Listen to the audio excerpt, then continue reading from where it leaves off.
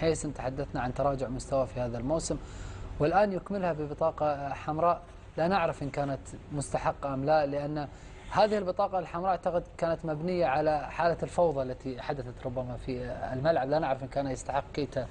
البطاقة الحمراء أم لا، لكن نتفق على أنها خسارة كبيرة لنادي السد أن يحرم من جهود كيتا وأيضا جهود نيانغ في مباراة الإياب. أولا طبعا مبروك لفريق نادي السد الفوز بالمباراة هذه. هي صراحة الشرارة بدأت طبعا زي ما تحدث الزملاء وزي ما تحدث محمد من طبعا الحادثة اللي كانت المفروض الكرة تخرج ما تخرج، رغم أنه المفروض اللي يخرج الكرة في الأصل هو فريق سامسونج، ولكن للأسف هو اللي أصر أن الكرة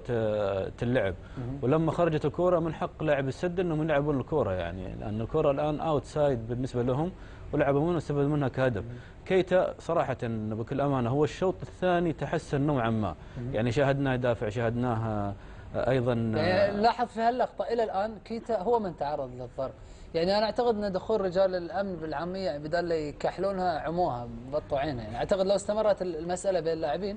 والحكم لانتهت على خير. الآن هنا كيتا هو من يتعرض للضرب، هو تعرض للضرب مرتين وغير كذا، يعني هو قريب من الحكم، يعني ما أدري هي انتقلت حتى المضاربات من في جهتين، يعني الجهة الأولى كانت يم محمد صقر ومجموعة من اللاعبين، ثم انتقلت فجأة إلى الجهة اللي كانت أكثر شغبا. لاحظ الآن تقريبا 9 من رجال الأمن من لاعبين الاحتياط فريق سامسونج يحيطون تقريبا بكيتا، ومجموعة أخرى من اللاعبين أكيد منهم مسعد الحمد اللي شاهدناه يمكن أكثر لاعبين تعرضا للضرب من خلال اللقطة المدمية إن صح التعبير التي شاهدناها يعني قبل قليل. احنا نشاهد حتى لاعبي الاحتياط، يعني للأسف منهم اعتداءات يعني خاصة على لاعبي السد، هي اشتبكت الحالة، يعني بيكون في ناس تبغى تدافع عن نفسها وفي ناس تبغى تهرب عن الأحداث، ولكن هي الأحداث صراحة أحداث مؤسفة جدا جدا. الحكم لم يوفق صراحة في قراراته، يعني كان مفترض أن يكون أكثر من طرد بالنسبة للاعبي سامسونج. هو تعامل صراحة بعاطفية جدا مع لاعبي سامسونج، وخاصة الرقم 2، يعني كان شرارة من بداية يعني المشكلة كان في الجهة الأخرى، كان أيضا شارك هو، كان واضح أنه مشارك، ومع هذا لم جازأه بس بكرت أصفر، لا مفترض أنه يكون كرت أحمر. احنا يعني عفوا احنا حقيقة يعني ننتظر قرارات أكثر شدة من قبل الاتحاد الآسيوي على فريق سامسونج وحتى يمكن على حكم المباراة. يعني معروف كابتن صحيح أن هناك كثير من حكام كرة القدم عندما تقع مشكلة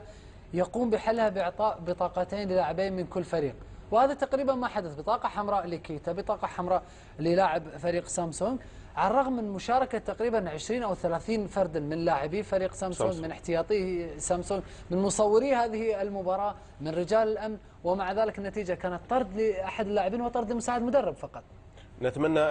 أن ينصفنا حقيقة الاتحاد الآسيوي فعلا، لأن العقوبات بهذه الصورة هي لا تكفي على فريق سامسونج، ومن المتوقع فعلا أن نشاهد عقوبات أكثر، لأن ما قاموا فيه لاعبي سامسونج في هذه المباراة هو كثير ولا يتماشى مع الحالات الطرد التي شاهدناها في خلال هذه لكن العقوبات حتى لو حدثت أعتقد أن نادي السد لن يستفيد منها، لأنها غالبا ستكون على نادي سامسونج في حالة لعبه على ملعبه، وبالتالي قد تكون في الموسم المقبل، قد تكون حتى في حرمان المشاركة من البطولة المقبلة. في كل حال لن يستفيد السد من هذا العقوبة. أنا أعتقد محمد، شوف الحكم هنا اتخذ قرارات، هناك في رأي آخر لمراقب المباراة، مراقب المباراة بالعودة لشريط الفيديو، العودة للشريط وتحديد المسؤولين واللاعبين اللي تسببوا والاحتياط اللي دخلوا الملعب كل هالامور هذه يجب على مراقب المباراة انه يدونها ويقدمها للاتحاد الاسيوي، لانها ممكن تضاعف، ممكن